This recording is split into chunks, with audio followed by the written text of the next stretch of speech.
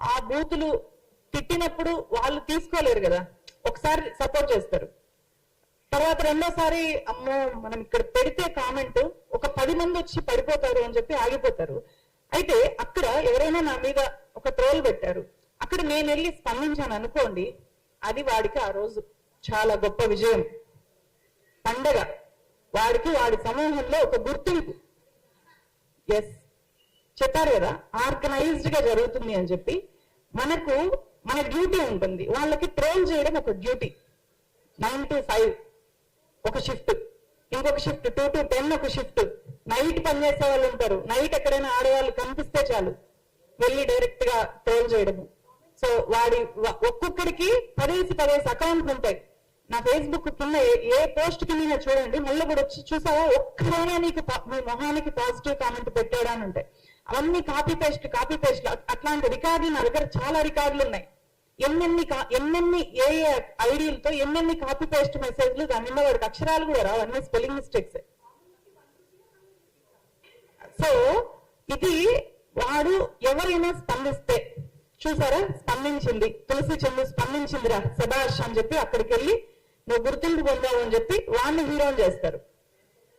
So వాడికి కావాల్సింది అదే, వాడికి కావాల్సింది. మనం ఏమనుకుంటాము, ఎవరైనా ఈమెని ఇంతగా ఘోరంగా అవమానించారు అని చెప్పి తెలిసి వాడు షేమ్ ఫీల్ అవుతాడు అనుకుంటాం. నో, వాడు చాలా గొప్పగా ఫీల్ అవుతాడు. వాళ్ళకి కావాల్సింది అది. ఎందుకంటే రీసెంట్ గా మనం ఒక ఎగ్జాంపుల్, అభిజిత్ దీప్కే మీద దాడి జరిగింది కదా జైపూర్ లో. ఆ దాడి జరిగిన తర్వాత ఏం జరిగింది, ఆ మరుసటి రోజు ఎవరైతే దాడి చేశారో వాళ్ళకి పెద్ద సన్మానం జరిగింది. That is the reality. మనకది మీకు ఆఫ్లైన్ లో కనిపిస్తుంది కాబట్టి చెప్తున్నా. ఆన్లైన్ లో ట్రోల్స్ కి జరిగేది కూడా అదే.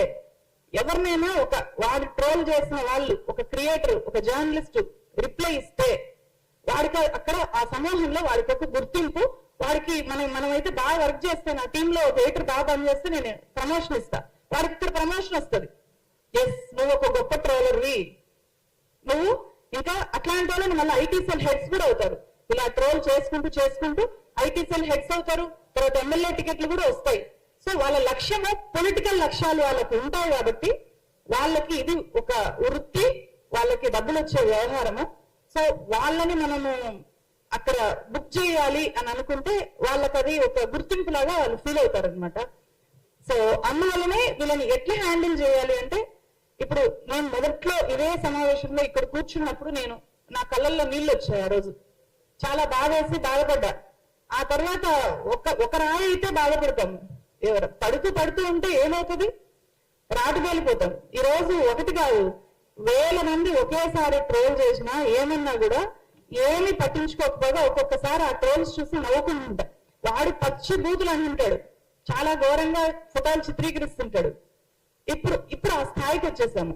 నా రిక్వెస్ట్ ఏంటంటే, ఇది చూసే అంటే విప్లవశ్రీ లాంటి వాళ్ళు, అసనా లాంటి వాళ్ళ పిల్లలు అలాంటి అమ్మాయిలకి జరిగేది చూసి ఇలాంటి ఆడపిల్లల పేరెంట్స్ అమ్మో నా బిడ్డని జర్నలిజంలోకి పంపకూడదు అని ఎక్కడ ఆలోచించి ఆ పిల్లల్ని ఆపుతారో అని చెప్పి మేము ఈరోజు సమావేశం పెట్టాం.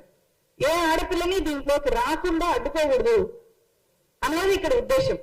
అమ్మాయిలు ధైర్యంగా రావాలి. ఎందుకంటే వాళ్ళ ఏజ్ తో పోల్చితే విప్లవశ్రీ మాట్లాడిన మాటలు చాలా మెచ్యూర్ మాటలు. అస్మా చాలా ధైర్యవంతంగా పోరాడుతోంది, మాట్లాడుతుంది.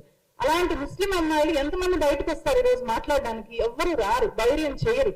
వీళ్ళు వాళ్ళకి ప్రతినిధులు. ఎస్ అస్మా అక్క ఉంది, నేను వెళ్ళాలి, విప్లవశ్రీ అక్క ఫైట్ చేస్తుంది, నేను కూడా తనలాగా తయారవ్వాలి అని అనుకోవాలి. కానీ తన మీద ట్రోల్స్ జరిగింది కాబట్టి నేను ఈ వృత్తిలోకి వెళ్ళకూడదు అని చెప్పి అమ్మాయిలు ఆగిపోకూడదు.